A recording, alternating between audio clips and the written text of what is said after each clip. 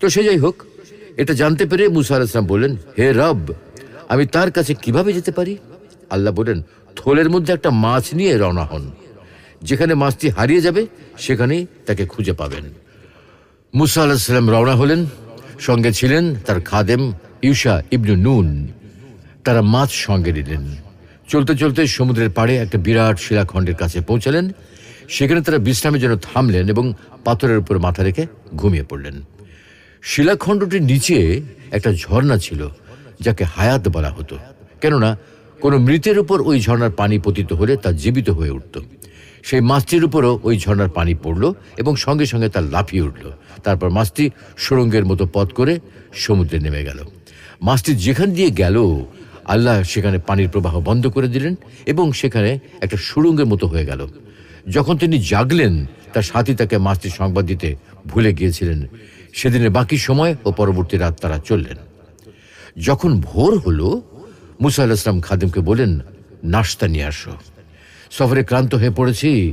মূলত যে স্থানে তার সাথে খিজির আলাইহিস সালামের সাক্ষাৎ হওয়ার কথা, সেই স্থান অতিক্রম করার পর থেকেই তিনি ক্লান্তি অনুভব করছিলেন। তো যাই হোক, খাদেম থলে থেকে খাবার হিসেবে নিয়ে আসা মাছ বের করতে গেলেন, কিন্তু থলেতে হাত দিয়ে দেখেন মাছটি সেখানে নেই। তখন খাদেম ইউশা ইবনে নুন মুসা আলাইহিস সালামকে জানালেন, قال أرأيت إذ أوينا إلى الصخرة فإني نسيت الحوت وما أنسانيه إلا الشيطان أن أذكره واتخذ سبيله في البحر عجبا। আপনি কি লক্ষ্য করেছেন, আমরা যখন প্রস্তর খণ্ডের নিকট বিশ্রাম নিচ্ছিলাম, তখন আমি মাছের কথা ভুলে গিয়েছিলাম। শয়তানি আমাকে এই কথা স্মরণ রাখতে ভুলিয়ে দিয়েছিল। মাছটি আশ্চর্যজনকভাবে সমুদ্রে পথ তৈরি করে চলে গেছে।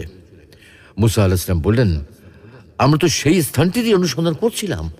তারপর তারা নিজেদের পদচিহ্ন ধরে ফিরে চললেন এবং একসময় ওই শিলাখণ্ডের কাছে ফিরে আসলেন। সেখানে এসে এক ব্যক্তিকে কাপড় জড়ানো অবস্থায় পেলেন। কাপড় জড়ানো ব্যক্তিটি হলেন আল্লাহর পক্ষ থেকে বিশেষ জ্ঞানপ্রাপ্ত খিজির আলাইহিস সালাম। মুসা আলাইহিস সালাম তাকে সালাম দিলেন, পরিচয় ও কুশল বিনিময় শেষ করলেন। পবিত্র কোরআনে এ ব্যাপারে উল্লেখ আছে, هل أتبعك على أن تعلمني مما علمت رشدا। মুসা আলাইহিস সালাম তাকে বললেন, আমি কি এই শর্তে আপনার অনুসরণ করতে পারি? সত্য পথে যে জ্ঞান আপনাকে শেখানো হয়েছে, তা থেকে আপনি আমাকে কিছু শিক্ষা দেবেন? খিজির আলাইহিস সালাম বললেন, আপনি আমার অনুসরণ করতে পারেন, তবে আমার সাথে থাকাকালে যেসব ঘটনা ঘটবে তা দেখে আপনি হয়তো অধৈর্য হয়ে যাবেন। এই কথার পর মুসা আলাইহিস সালাম এবং খিজির আলাইহিস সালামের মাঝে 3টি ঘটনা ঘটে। খিজির আলাইহিস সালাম দরিদ্র জেলেদের একটি নিখুঁত নৌকাকে কিছুটা ক্ষতিগ্রস্ত করেন, একটি শিশুকে হত্যা করেন এবং 2টি এতিম ছেলের বাড়ির ক্ষতিগ্রস্ত দেয়াল মেরামত করেন। এই বিষয়গুলো মুসা আলাইহিস সালামের দৃষ্টিতে খুবই অযৌক্তিক এবং অন্যায় কাজ ছিল।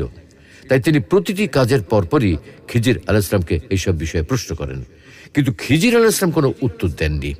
তবে তৃতীয়বারে তিনি সকল ঘটনার যথাযথ ব্যাখ্যা প্রদান করেন।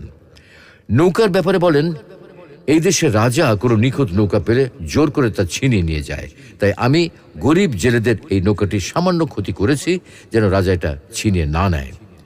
শিশু হত্যার ব্যাখ্যায় বললেন, এই শিশুর বাবা মা মুমিন ও সৎ মানুষ, কিন্তু শিশুটি বড় হয়ে বাবা মায়ের সাথে অসৎ আচরণ করবে, তাদের অবাধ্য হয়ে যাবে। তাই আমি তাকে হত্যা করেছি, যেন তার পরিবর্তে আল্লাহ তাদের নেক সন্তান দান করেন।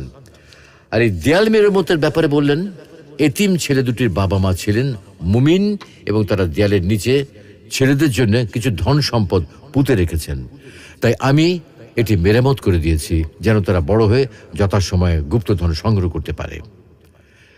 ব্যাখ্যা শেষে তিনি যোগ করেন, وما فعلته عن أمري ذلك تأويل ما لم تستطع عليه صبرا। এইসব কাজের কোনোটাই আমি নিজের মন মতো করিনি, বরং আল্লাহর আদেশে আমি এসব করেছি। আপনি যে বিষয়ে ধৈর্য ধারণ করতে ব্যর্থ হয়েছেন, এই হলো তার ব্যাখ্যা।